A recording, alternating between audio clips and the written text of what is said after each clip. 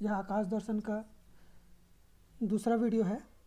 आज हम ग्रहों के बारे में, हमारे सौरमंडल के जो ग्रह हैं उनके बारे में जानेंगे।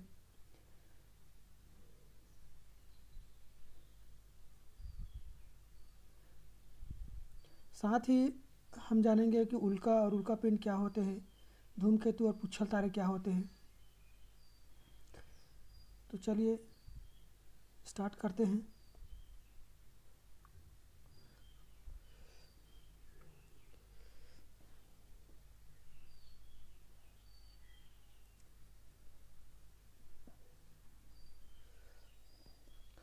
तो सबसे पहले हम जानेंगे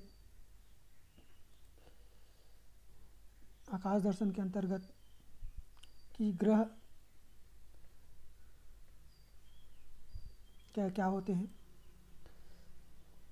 ग्रह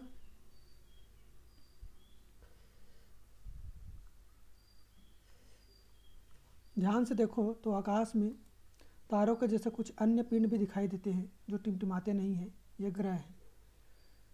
रात में आप यदि अंतरिक्ष में देखेंगे तो कुछ स्टार्स जैसे, तारों के जैसे चमकीले पिंड दिखाई देते हैं, परंतु वो टिमटिमाते नहीं हैं। उनको तारे जो है टिमटिमाते हैं और ग्रह जो है नहीं टिमटिमाते हैं। उससे हम पहचान सकते हैं कि कौन तारा है और कौन ग्रह है।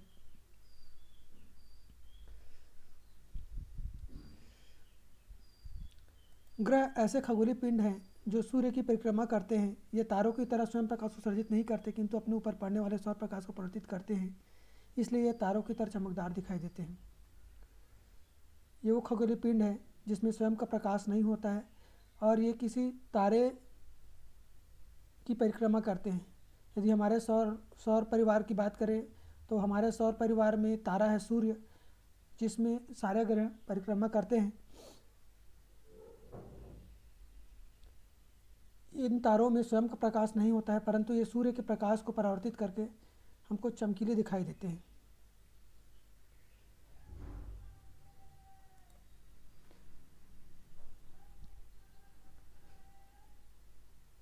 ये हमारे सौरमंडल के 8 ग्रह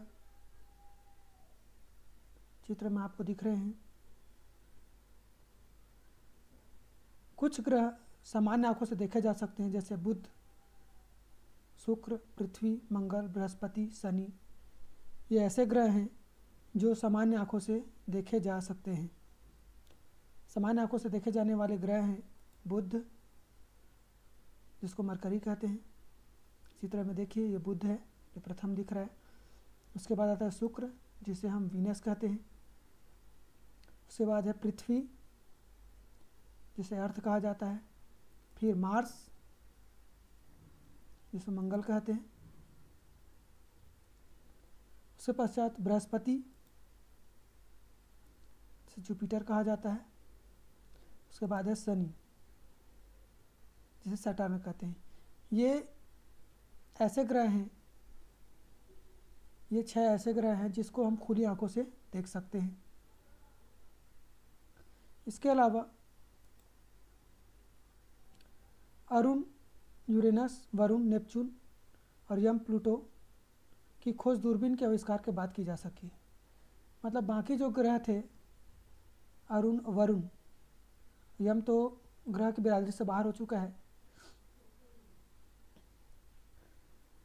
तो इनकी खोज दूरबीन के आविष्कार के बाद हो सकी। ये देखिए, ये अरुण है, ये वरुण है। इस प्रकार सूर्य के कुल 9 ग्रह माने जा रहे हैं, परंतु वर्तमान में प्लूटो को ग्रह की बिरादरी से बाहर कर दिया गया है। इस तरह से अभी 8 ग्रह हैं। पहले 9 ग्रह माने जाते थे, यम को मिलाकर, प्लूटो को मिलाकर, परंतु प्लूटो को ग्रहों की बिरादरी से अभी बाहर कर दिया गया है। अब हम जानेंगे कि प्लूटो अब ग्रह क्यों नहीं है। प्लूटो अब ग्रह क्यों नहीं। 24 अगस्त 2006 में ग्रहों की परिभाषा तय करने के लिए प्राग के चेकोस्लोवाकिया में 75 देशों के 2500 वैज्ञानिकों ने अंतर्राष्ट्रीय खगोल विज्ञान संघ के सम्मेलन में भाग लिया। वैज्ञानिकों ने ग्रहों की परिभाषा तय किया। तो सम्मेलन हुआ वैज्ञानिकों का 24 अगस्त 2006 में प्राग में। इसमें 75 देशों के वैज्ञानिक शामिल हुए और उन्होंने ग्रह किसे कहेंगे इसके लिए उन्होंने परिभाषा तय किया। उसके अनुसार ग्रह हम उस पिंड को कहेंगे जिसके कुछ मानक हैं, जैसे कि पहला, जो किसी तारे का चक्कर लगाता हो। हमारे सौरमंडल के बारे में करें, जो सूर्य का चक्कर लगाता हो, जिसमें इतना द्रव्यमान हो कि गुरुत्वाकर्षण के कारण आकार गोल हो, मतलब उसका आकार गोल भी होना चाहिए, आकार बड़ा भी होना चाहिए, द्रव्यमान अधिक होना चाहिए, जिसका परिक्रमा पथ साफ हो, अर्थात किसी दूसरे ग्रह के पथ को ना काटता हो, मतलब उसका स्वयं का खुद का पथ हो, जिसमें अन्य खगोलीय पिंड उपस्थित ना हो। तो ये 4 शर्तें उन्होंने तय की। इसके अनुसार किसी ग्रह को, किसी पिंड को यदि वो इस पर सटीक बैठते हैं तो उसको ग्रह की श्रेणी में रखा जाता है। परंतु जब प्लूटो को देखा गया तो प्लूटो सूर्य का चक्कर तो लगाता है, परंतु छोटा और कम द्रव्यमान होने के कारण पूर्णतः गोल नहीं है। दीर्घवृत्ताकार कक्षा में चक्कर लगाने के दौरान वह वरुण मतलब नेपच्यून की कक्षा को काटता हुआ भीतर चला जाता है। इसके अलावा अन्य ग्रह लगभग एक ही तल में सूर्य की परिक्रमा करते हैं, जबकि प्लूटो लगभग 17 अंश का कोण बनाता है। तो जितने परिभाषा तय किए गए थे उसमें प्लूटो खरा नहीं उतरा। उसका द्रव्यमान भी छोटा कम है, वह गोल भी नहीं है, वह उसका कक्षा भी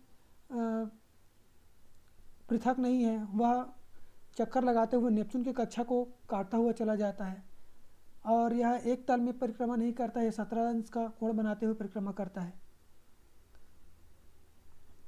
तो इन सभी कारणों से ये देखिए, ये जो कक्षा दिख रहा है आपको, ये प्लूटो की कक्षा है और ये जो है वो नेपच्यून की कक्षा को काटते हुए जाता है। देखिए ये नेपच्यून की कक्षा है, इसको ये काटता हुआ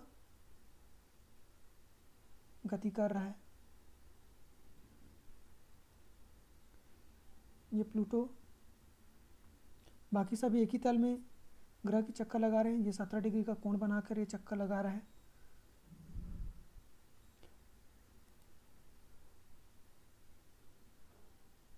इन सभी कारणों से प्लूटो परिभाषा के अनुसार नहीं है, अतः इसे ग्रह की प्रजाति से बाहर कर दिया गया है और इसे वामन ग्रह का दर्जा दिया गया है।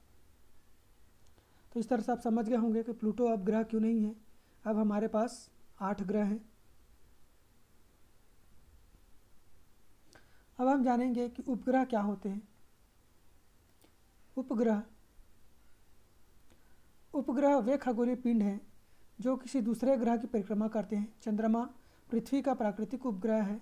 बुध और शुक्र ग्रह के कोई उपग्रह नहीं है, जबकि मंगल के 2 और बृहस्पति, शनि, अरुण, वरुण के 1 से अधिक उपग्रह हैं। तो आपने चंद्रमा देखा होगा। चंद्रमा हमारी पृथ्वी का चक्कर लगाता है और वह हमारी पृथ्वी का प्राकृतिक उपग्रह है।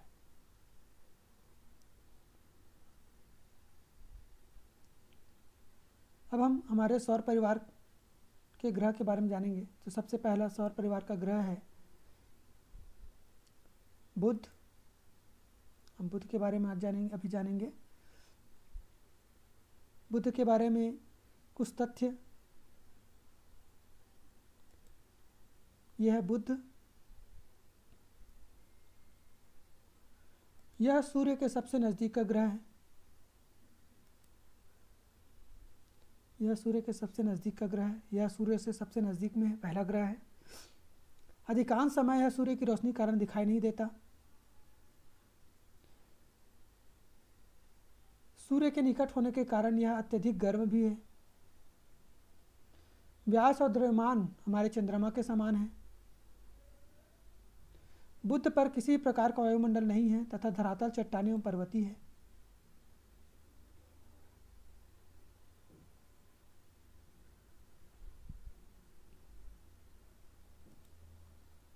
बुध पर किसी भी प्रकार का वायुमंडल नहीं है और धरातल चट्टानी और पर्वतीय है और इसका कोई ज्ञात उपग्रह नहीं है। मतलब यह ऐसा ग्रह है जिसका कोई भी उपग्रह नहीं है। तो ये सारी बातें बुध के बारे में। ये पहला ग्रह है इसलिए सबसे नज़दीक में है।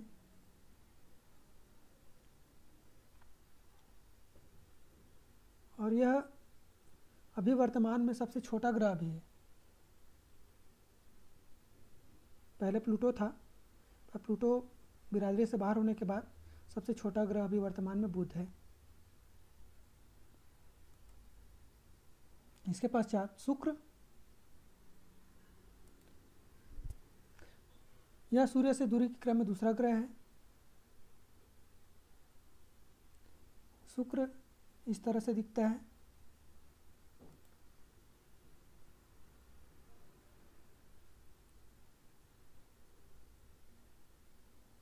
यह सबसे चमकीला ग्रह है। सबसे चमकीला ग्रह शुक्र है। इसका कारण है शुक्र ग्रह में घने बादल युक्त वायुमंडल है जो सूर्य के प्रकाश का लगभग 3/4 प्रकाश को परावर्तित कर देता है, जिसके कारण यह सबसे चमकीला दिखाई देता है। यहाँ पर घने बादल हैं, जिसके कारण यह 3/4 प्रकाश को परावर्तित करता है और यह अत्यंत चमकीला दिखाई देता है। सूर्योदय के कुछ समय पहले एवं सूर्यास्त के बाद यह चमकीले तारे जैसा दिखाई देता है। यह तारा नहीं है, फिर भी इसकी चमक के कारण इसे भोर का तारा एवं संध्या का तारा भी कहा जाता है। तो भोर का तारा और संध्या का तारा शुक्र का कहा जाता है। हम पहले ही जान चुके हैं कि यह बहुत चमकीला है, जिसके कारण तारे की तरह दिखाई देता है।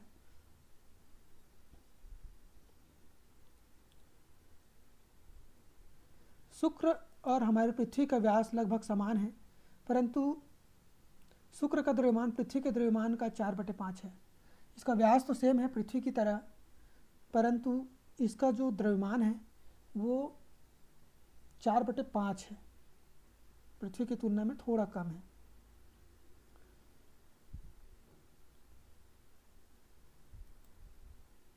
इसका व्यास 12,104 किलोमीटर है। पृथ्वी से समानता के कारण इसे पृथ्वी की बहन भी कहा जाता है। और इसका भी कोई ज्ञात उपग्रह नहीं है, मतलब बुध और शुक्र ऐसे ग्रह हैं जिसके कोई भी उपग्रह नहीं है।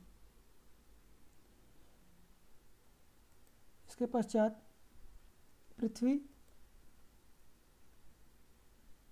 यह सूर्य से दूरी के क्रम में तीसरा ग्रह है जहाँ पर हम रहते हैं। अब तक ज्ञात ग्रहों में पृथ्वी के अलावा किसी भी ग्रह पर जीवन नहीं है। अब जानते हैं कि हमें पृथ्वी में ही जीवन संभव है। अभी तक हमने और ऐसा कोई ग्रह नहीं खोजा है जहाँ पर जीवन हो। अब तक पृथ्वी सूर्य की परिक्रमा 365.26 दिन में पूरा करती है।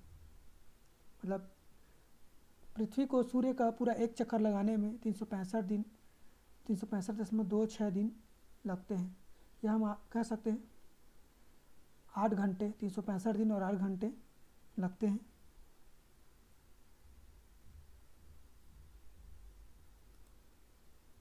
इस तरह से चक्कर लगाता है।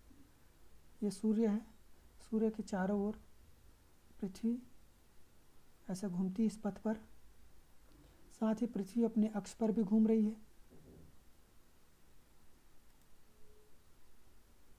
पृथ्वी को अपने अक्ष पर एक घूर्णन करने में 24 घंटे लगते हैं, जिसके कारण दिन और रात होते हैं। तो ये अपने अक्ष पर भी घूम रही है और ये एक चक्कर 24 घंटे में पूरा करती है। साथ ही ये सूर्य की परिक्रमा भी कर रहा है। यहाँ पर हमने लिखा है 24 घंटे। देखिए ये इसको अपने अक्ष पर घूर्णन करने में इसको 24 घंटे लगते हैं, जबकि सूर्य का पूरा चक्कर लगाने में इसको 365 दिन लग जाते हैं।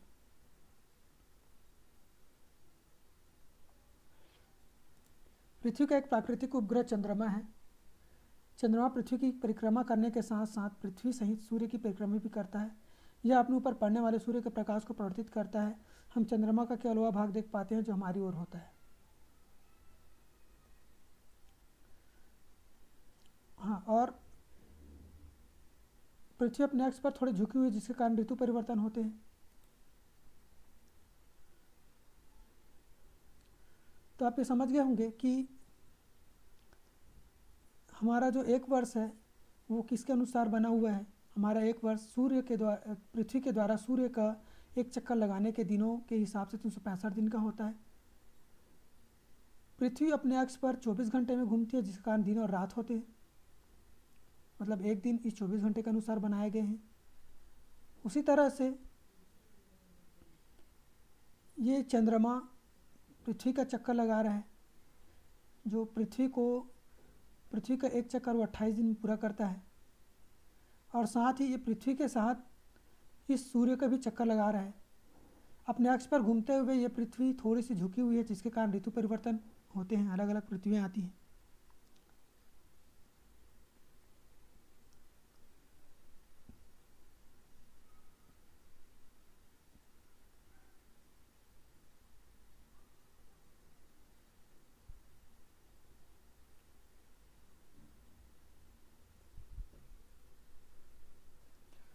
पृथ्वी के पश्चात अब हम जानेंगे मंगल ग्रह के बारे में। मंगल यह सूर्य से दूरी के क्रम में चौथा ग्रह है। मंगल की मिट्टी में आयरन के ऑक्साइड के कारण यह लाल रंग का दिखाई देता है। ये कुछ ऐसा दिखता है, लाल रंग का। इसकी मिट्टी में आयरन के ऑक्साइड होने के कारण ये लाल रंग का दिखाई देता है। इसे लाल ग्रह भी कहा जाता है, क्योंकि लाल रंग का दिखाई देता है, इसलिए इसे लाल ग्रह भी कहते हैं। वर्ष के अधिकांश दिनों में यह पृथ्वी से दिखाई देता है। मंगल की त्रिज्या पृथ्वी की त्रिज्या के आधे से कुछ अधिक है, परंतु इसका द्रव्यमान पृथ्वी के द्रव्यमान का 1/9 गुना है। इसका जो त्रिज्या है वो पृथ्वी से लगभग आधे से थोड़ा सा ज़्यादा है, और द्रव्यमान पृथ्वी का 1/9 है। इस ग्रह में जल और जीवन के कोई प्रमाण नहीं मिले हैं, फिर भी खगोलविद इसकी खोज के लिए शोध कार्य कर रहे हैं। यहाँ पर अभी तक शोध कार्य चल रहा है कि यहाँ पर कोई जीवन मिल जाए। इसके 2 प्राकृतिक उपग्रह हैं, जिसे फोबोस और डीमोस कहा जाता है। इस चित्र में आप देख सकते हैं ये 2 प्राकृतिक उपग्रह हैं। ये जो दिख रहे हैं इसके 2 प्राकृतिक उपग्रह हैं।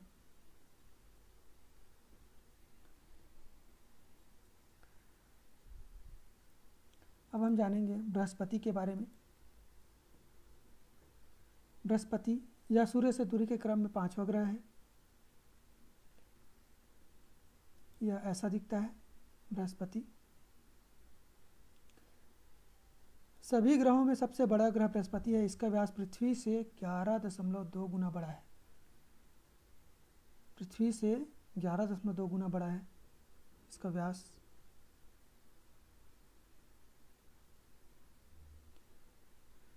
सूर्य से बृहस्पति की दूरी उससे पहले 4 ग्रहों की सूर्य से दूरियों को जोड़ने से प्राप्त दूरी से भी अधिक है। पृथ्वी और मंगल की अपेक्षा बृहस्पति पर सूर्य का प्रकाश कम पहुंचता है। तो ये इतनी दूरी पर है कि बाकी इसके आगे के जितने 4 ग्रह हैं उनकी दूरियों को भी जोड़ दें तो भी उससे ज़्यादा दूरी पर ये है। इस कारण से यहाँ पर सूर्य का प्रकाश बहुत कम पहुँचता है। किंतु कभी कभी यह शुक्र ग्रह और अन्य ग्रहों की अपेक्षा अधिक चमकदार दिखाई देता है, क्योंकि इसके घने वायुमंडल द्वारा अधिकांश प्रकाश को परावर्तित कर दिया जाता है। परंतु जब इस पर सूर्य की प्रकाश पड़ती है तो ये बहुत चमकीला दिखाई देता है, क्योंकि यहाँ पर भी घने बादल हैं। अभी तक इसके 28 ज्ञात प्राकृतिक उपग्रह हैं।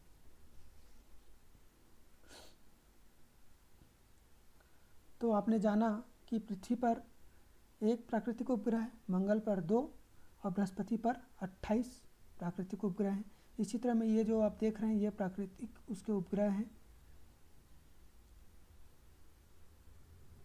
इसके पश्चात जानेंगे शनि।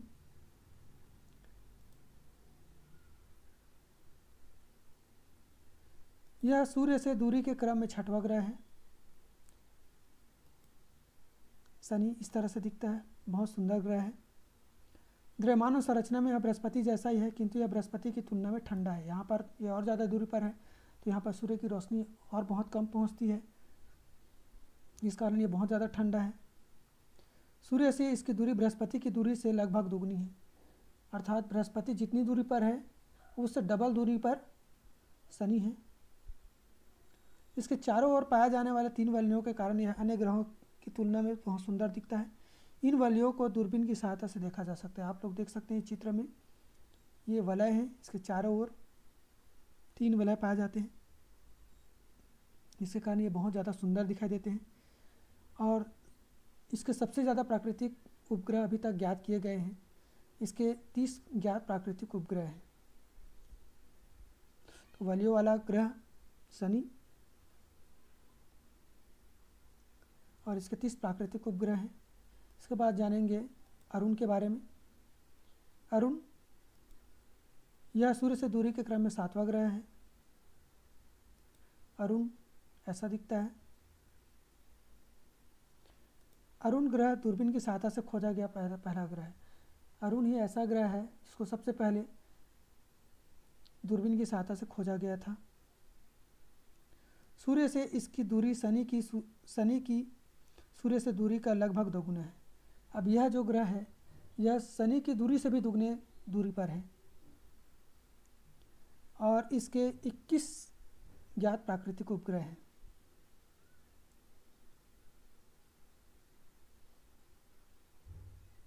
इसके पश्चात जानेंगे वरुण के बारे में। वरुण यह दूरी के क्रम में 8वां ग्रह है। सूर्य से अधिक दूरी के कारण वरुण इस तरह से दिखता है। सूर्य से अधिक दूरी के कारण यह ठंडा है और इसके ये 8वां ग्रह है और इसके 8 प्राकृतिक उपग्रह हैं।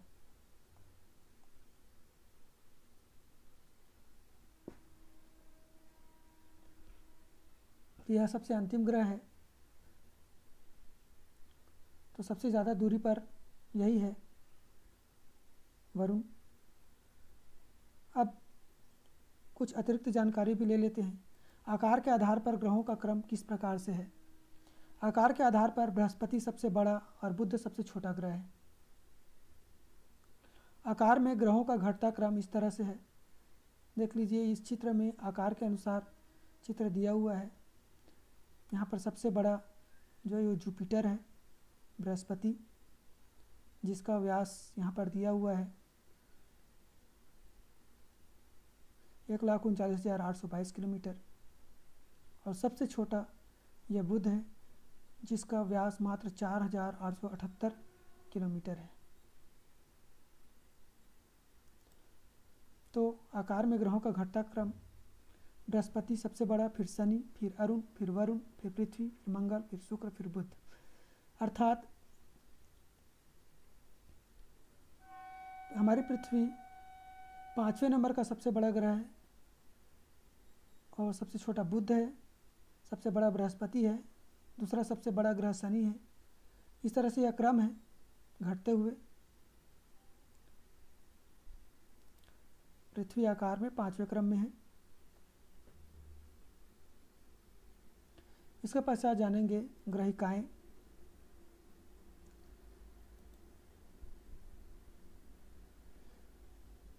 इस चित्र में देखिए ये जो दिख रहा है वो ग्रहिकाएं हैं। मंगल और बृहस्पति की कक्षाओं के बीच पाए जाने वाले छोटे छोटे पिंड जो सूर्य की परिक्रमा कर रहे हैं उन्हें ग्रहिकाएं या क्षुद्र ग्रह कहते हैं।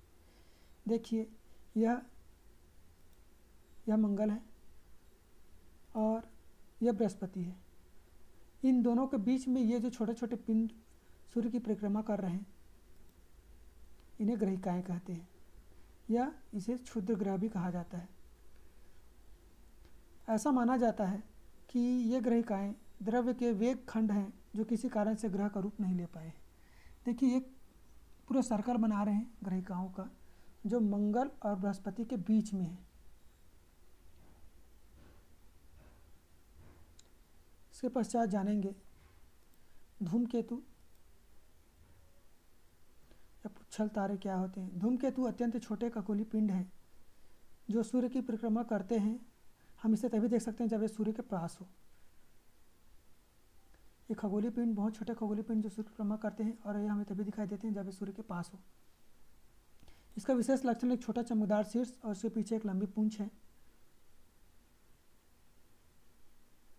ये देखिए ये छोटा शीर्ष और इसके पीछे लंबी पूंछ। इसकी पूंछ हमेशा सूर्य के विपरीत दिशा में होती है, अर्थात इधर अगर पूंछ है तो सूर्य इस ओर होगा।